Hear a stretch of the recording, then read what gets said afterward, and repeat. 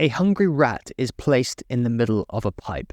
On the rat's tail, there is a spring with a measuring device attached to it, which measures how hard the rat pulls on the spring. How hard the rat pulls is how motivated the rat is to move. At the moment, both ends of the pipe are closed off, so the rat isn't very motivated to go anywhere, and it doesn't pull very hard on the spring. The rat is taken out of the environment and after a while is placed back in. But this time, at one end of the pipe in front of the rat, there is a piece of cheese placed there. The rat is really hungry, so it tries pretty hard to get the food, and it pulls on the spring with considerable force. So the rat is now much more motivated to move because it's trying to get the food. Again, the rat is taken out of the pipe and after a while placed back in. But this time, not only is there food at one end of the pipe in front of the rat, but they open the other end behind the rat up and blow in cat odor. Now, rats are biologically wired to be scared of cats from birth. They know what a cat smells like and they are fearful of it. So the rat is now pulling like mad to try and get out of there, not just to try and get the food, but to try and get away from the cat that it thinks is coming for it. The rat now has something to run toward and something to run away from, and is maximally motivated. This scenario helps us to understand the two fundamental motivational processes that we have within us. First, the reward system, which motivates us to act because of inspiration. And second is the fear system. It's fight, flight, freeze, etc., which motivates us to act or freeze because of danger. We all have dreams that we want to get out of life. Some of us may have written those dreams down as goals, and even a smaller amount of us may have turned those dreams and goals into a positive future vision for ourselves, otherwise known as a heaven to strive for, which is an exercise that we're going to be doing later in stage 2. Having this positive outlook gives us a certain amount of motivation to move forward, but sometimes it's just not enough. You still find yourself procrastinating around the things that you know will make a difference. You still find yourself slipping back into habits that you know aren't good to you and you know that don't help you get to your goals. You have something that you feel motivated to run toward, but it isn't enough. You need something to run away from. Otherwise, you'll never take the risk to step out and bet on yourself. The ancient Greeks associated the planets in our solar system with different gods, and they believed that each planet was the ruler of a different emotional state. Sounds crazy, right? Well, listen on. They believed that when you were in one of these emotional states, it's because the god that ruled that emotion had taken control of you. They wouldn't say, you've gotten angry. Instead, they would say, anger has got you. Or in our case, fear has got you.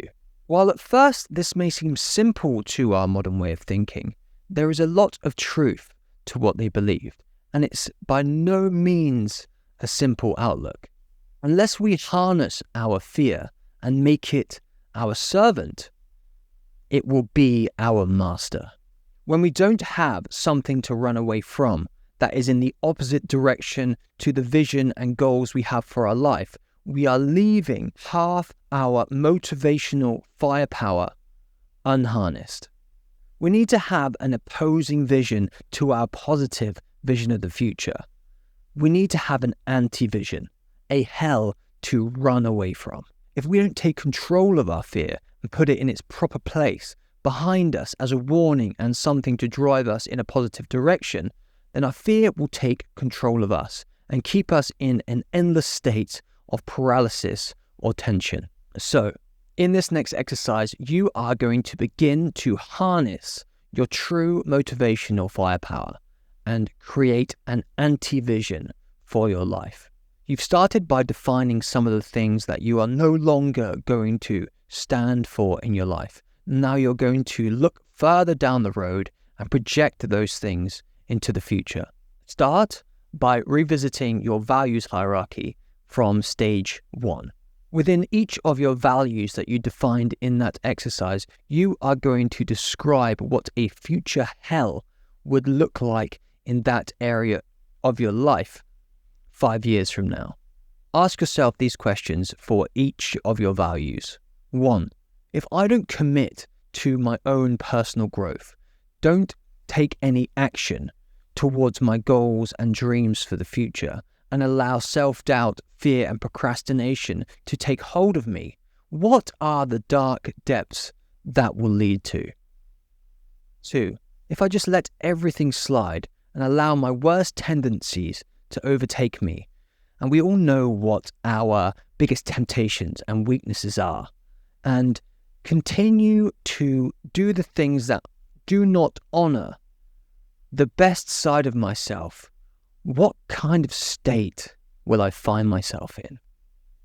And 3, how would allowing these things to happen affect the people around me? Quick tip, when you are writing this anti-vision, write it in a future tense and describe it with I could be and I would be instead of I am and I have.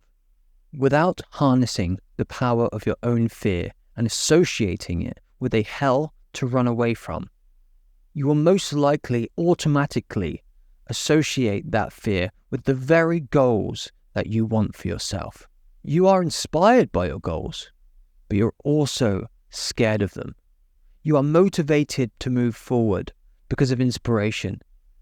You are also unable to act because of fear. What if something goes wrong? What if it's dangerous out there? What if people won't accept me when I change? When you define your anti-vision, these fears will pale in comparison to what the real danger is. Never actually stepping out of your comfort zone and taking consistent action for long enough so you can transform into the person that is possible for you to be. Remember that voice that echoes within you saying, you could be more than you are.